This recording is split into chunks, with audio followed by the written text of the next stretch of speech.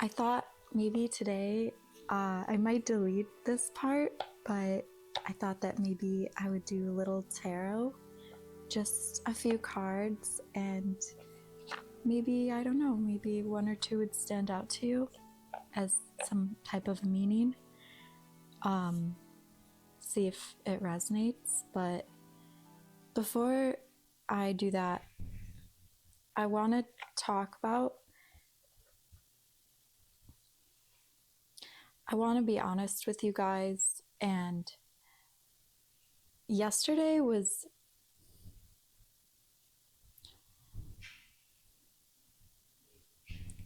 it's so easy to just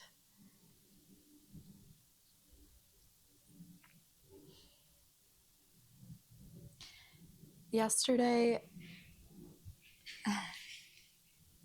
I'm here smiling on the camera today, but yesterday I was crying all day. And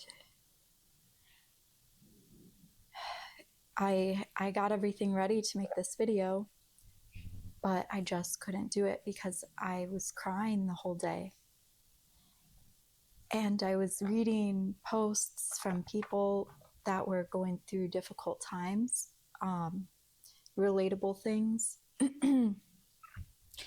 stuff about self-hate and just having a hard time. The thing is, I think it's true that when we focus on being positive and making lemonade out of lemons, life does get better. It's about how we react to what's given to us, our perception of reality. And so we do have the power to create our realities and how we go about life. But sometimes life, I don't think that it's always easy for anybody. We all have things that we go through, and that's why it's so important to have compassion for one another, because just because you see somebody smiling, it doesn't mean that they are happy. And a lot of times, I think, my cat's scratching, sorry. I think that a lot of times people put on a show and are misunderstood. A lot of times people will say things and then we take it the wrong way or this way or that way, but we don't truly understand each other because we're looking at each other's words over the energy beneath the words. And I guess I just wanted to say that I was reading some posts and it made me feel so much less lonely to see that other people had gone through the same things that I'd gone through. I'll be honest, high school was really hard for me. And if you're in high school right now and it's hard for you, well, I ate lunch in the bathroom stall a lot, or I would go to the nurse's office to eat lunch because I had friends in high school, but I mostly, for a while, for most of the time, I was alone. When I would come home after school, I'd be alone. And when I'd see those friends, it was mostly during bathroom breaks, during, during the passing periods. And I was so embarrassed because I felt like such a loser in high school that I didn't want to tell any of these friends that. So I just put on a show, pretended to be confident, and I felt so ugly and so stupid. And I really hated myself. I'd wake up every morning telling myself horrible things. And I just want to say, if you're going through a hard time,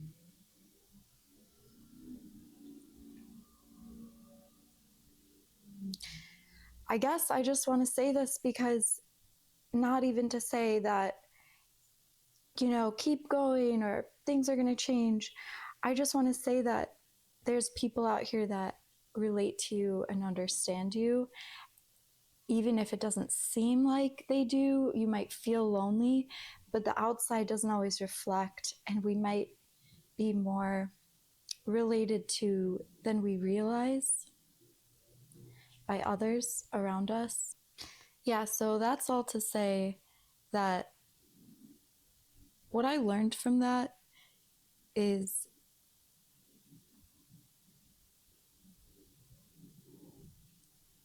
what I learned from going through loneliness is what I did was I dug into that self-hate and loneliness deeper and deeper. And I followed that, even though it hurt and felt disgusting. And I think that if someone told me about energy, well, we're here to learn about energy, and this is just coming from my personal experience, what I went through. But what I learned is that it's so important to follow what resonates, what brings peace over what brings that chaotic, horrible feeling inside, that sadness and despair. If you look in the mirror and you're telling yourself, I hate you, you're disgusting. If you are getting ready for class and you feel like you're going to have a heart attack, I had over 80 detentions in my senior year because I was so late every day. I was like 1 minute to 10 minutes late to first period every day because I spent the entire morning trying to cover up a pimple or whatever. Yeah, it was always like I would pick at my skin and then I would make it worse and then I would cover it up and then it would be obvious still because it was infected and like it would I'm sorry, that sounds gross. This channel's supposed to be about beauty, but it would be like bumpier. And so even if you conceal it, it's there. And then I would turn it into scars. And I'm so grateful I don't really have, my scars have pretty much all healed. I have a scar on my lip from being hit with a baseball bat, but a plastic bat that had that was cut up on the top, so it cut. It was an accident, childhood accident, but anyways, I think what I'm trying to say is, yes, people relate to you, and how important it is to follow that little tiny bit of peace, because I didn't know.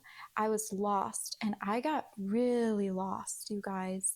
I got so lost that I didn't know who I was, what I wanted, and consumed by just my essence. Everything I was completely buried.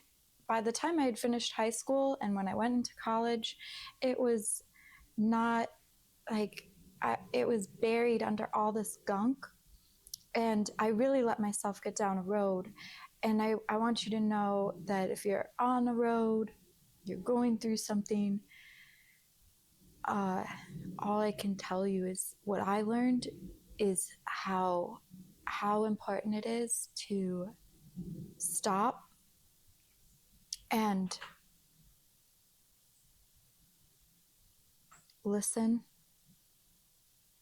for even the tiniest spark of light or life inside of yourself.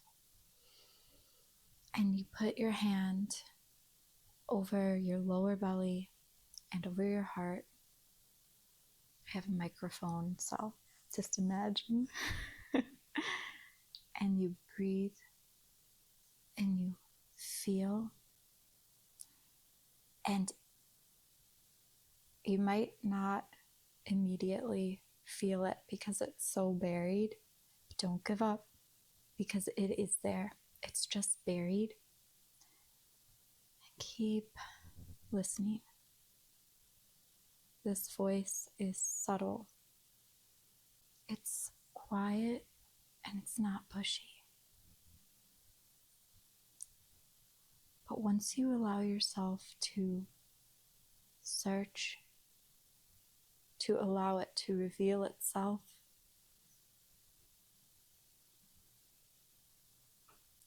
even if it's so tiny,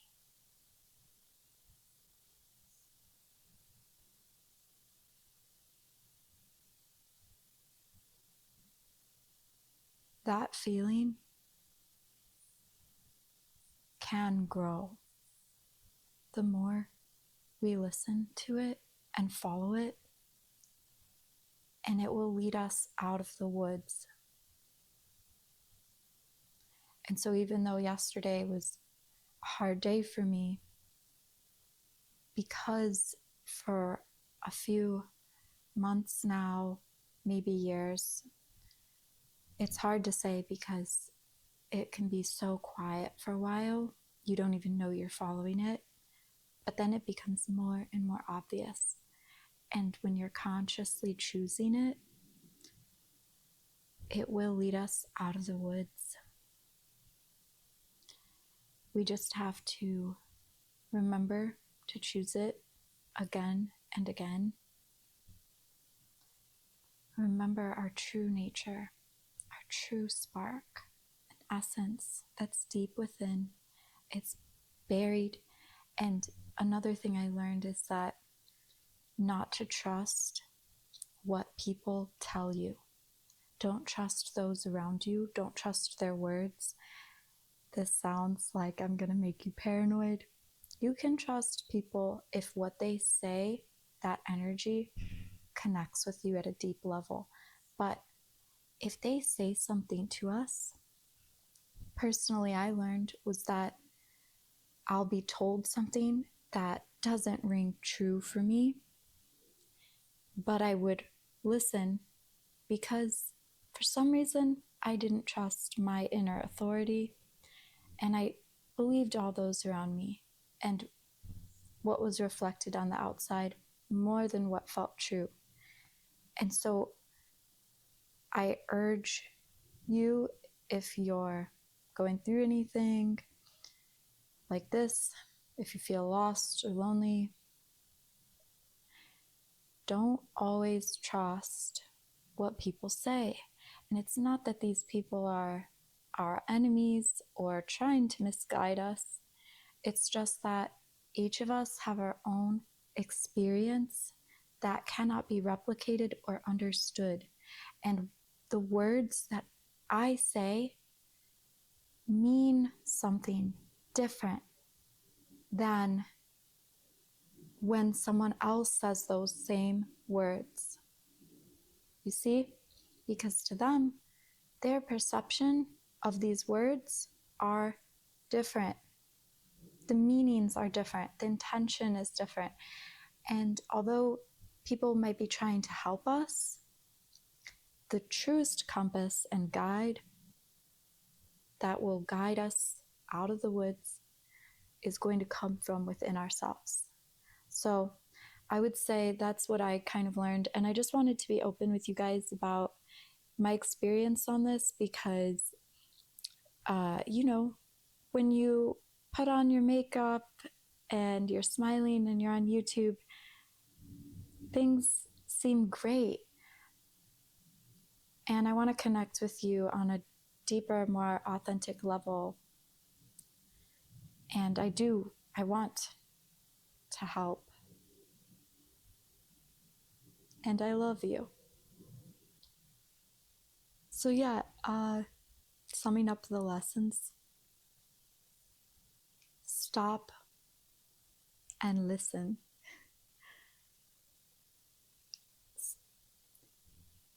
If something feels painful internally, anxiety arises, even a little bit, you're feeling stressed while you're doing this action, this is not a life or death situation. I'm not talking to firefighters here. Okay, I'm talking to when you're washing the dishes, when you're saying something and you feel the resistance. What I learned for me is, and I'm learning still, to stop and don't continue down that road.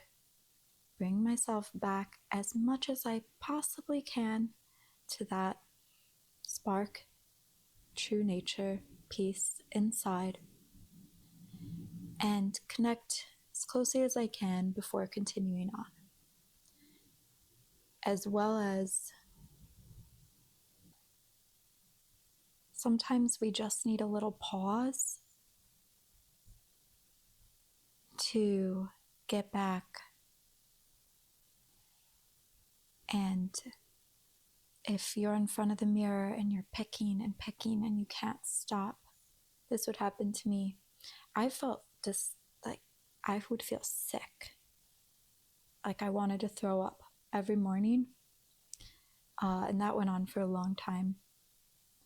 Every morning in high school, and even for a while, it was going on about like 2 years ago, 1 year ago, I felt that same anxiety, but the difference was it would happen when I woke up. It wouldn't wait until as I was getting ready. But we can turn around. And what I wish somebody had told me, so let me maybe help if you're going through that. It doesn't have to be picking. It could be anything that you feel like you just can't stop. You are addicted to it. You can't stop. It's got complete power over you. To take a breath, let out a sigh with some noise, and do something.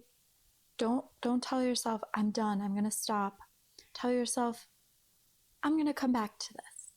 I'm just gonna stop for a moment, because then there's no pressure, because you can't stop. You feel like you can't stop. You don't want to. So don't tell yourself you're gonna stop. Let's say, I'll come back to this. Let me just take a little pause. And what I wish somebody told me was, take a little pause and make yourself a cup of tea and infuse it with self-love or flowers. And then go back to picking. Something to just, and then the more you pause, eventually you start to regain control. So yeah, that was another thing I wish that I kind of learned. And I wish somebody told me. It could be anything. But I continued down that road, you guys. I continued down it and I went pretty far. So if you're, just like to start listening to how that horrible feeling is talking to us and it's trying to tell us to stop and take a pause. This is not right for us. And let's listen to it. It could be with anything. It could be with literally anything. It doesn't even need to necessarily be a bad thing. It could be something like, I'm doing this math problem. I've been working on my math homework for like an hour. I'm feeling like really disgusting inside. Let me pause and take a little self-love break. I'll come right back to it. It could be, I'm doing the dishes. I'm going to finish them. I'm going to pause and play with my cat for 5 minutes and then come back to them, because we want to follow that feeling of flow and natural, our true nature. The more and more we are going to flow with life and be able to listen to what is guiding us towards what is meant for us. And I'm still lonely. I'm still so lonely. I don't have any friends. Well, I do want to say that also with the word friends, that's another thing. Like earlier I said, it's our interpretation of the words.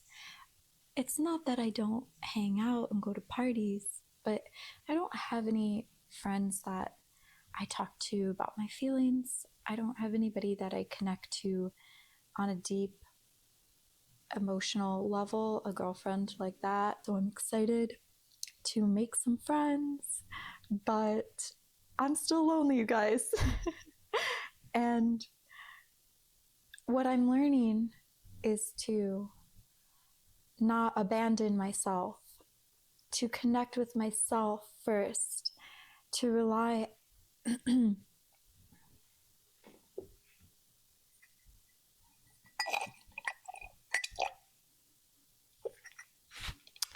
Happy Halloween.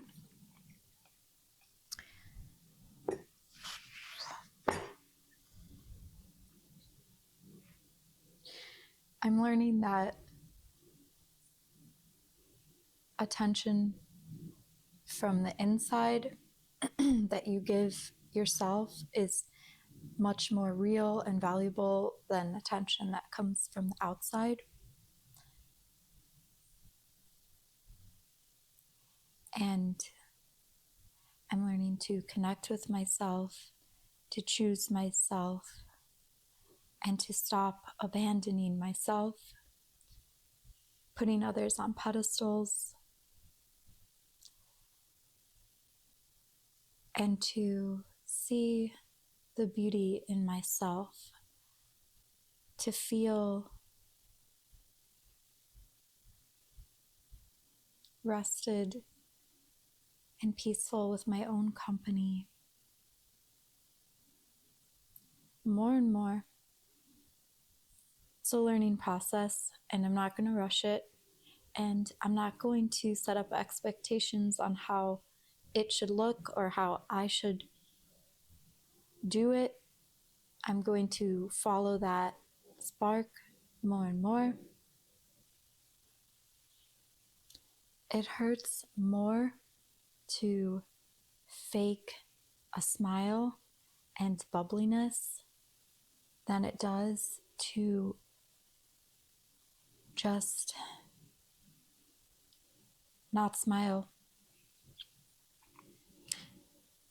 or at least be calmer about it, giving your body and your nervous system a space of rest and presence, connection with ourselves. I would put on a show so hard for so long. I was putting on a show, and that made that disharmony inside even stronger, and it felt even worse. So I also learned that putting on a mask and a show makes that loneliness or whatever feeling that feels bad inside, self-hate, whatever, feel worse, because it's like abandoning ourselves on an even another level. I want from now on to just not put on a show. You know, it's exhausting. And I also learned, there was another thing that came into my mind. A little example of taking that pause could even be when you're putting your mascara on in the morning, or you're watching this YouTube video. Just pause. Just take one breath That's it. And then go back to it. Just one breath to give to ourselves. That's all. No pressure. Just one present breath. And then go back to what you're doing. Just one breath for you, with you. And yeah, all right, let's finish it with a tarot reading. I don't know. I just really feel like we should. How beautiful is this tarot deck? Performance for others could look as simple as smiling when we don't want to smile, talking louder, expending more energy than we have inside of us, saying yes to a candy bar that we don't really want, but it's a gift. Or you could say yes, but don't eat it if you don't want to. You know what I mean? Putting ourselves first, not doing something to gain approval, could be as simple as walking a certain way. If your gait changes as soon as you see somebody walking towards you, maybe they're attractive, that's a sign that we're in performance. Oh, I'm being watched. I fix my posture. Let's fix our postures for ourselves to connect with the higher realms and allow for our bodies to be connected.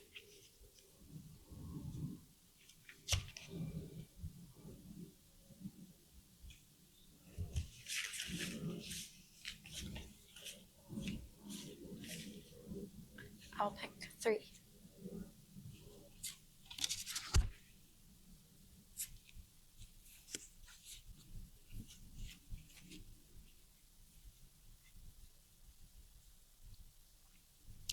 Okay, we've got, and I don't really know much about tarot. I need to learn more. I've got the book with me, but this is just, I don't know, you guys. Sometimes you just have to follow. It's not inauthentic to just try something, even if you're not a professional at it. It's authentic to do what feels good in the moment, what you're called to do. That's authenticity. It doesn't need to look like, oh, I'm being fake because I'm wearing a baseball cap even though I don't play baseball. If it feels good to wear it, you know what I mean? I don't know. Then that is authentic. So this one is we've got this one. Need to look up what this is.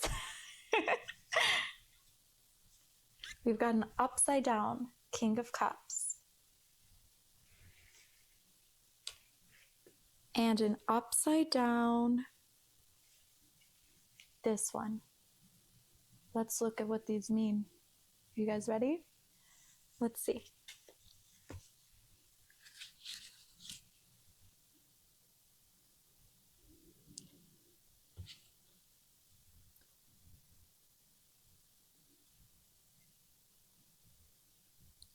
The 3 of Pentacles signifies teamwork, collaboration, and the early stages of building something through combined effort and skill.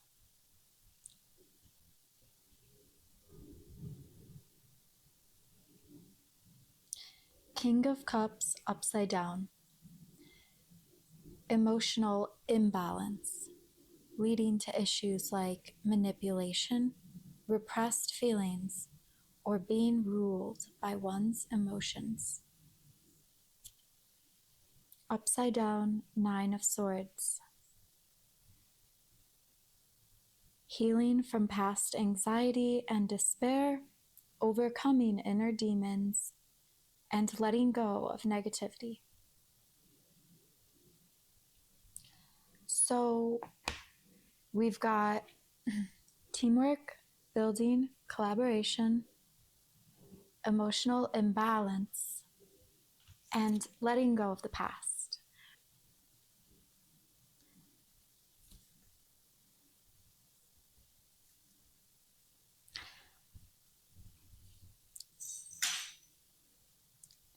Thank you so much for joining today. I'd love to hear about your own experiences, what you guys are going through. I, of course, will respond to everybody's comments. And yeah, I do want to connect without fear. So, without fear of attachment, without fear of abandonment. Let me know what you guys think. let me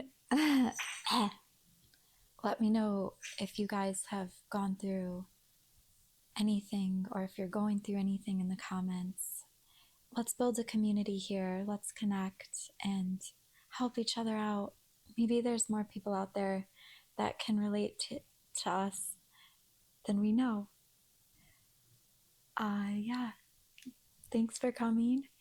I wish you an amazing rest of your day. Halloween is coming, so I don't know if I should say anything about Halloween because you might not be watching this video near Halloween, but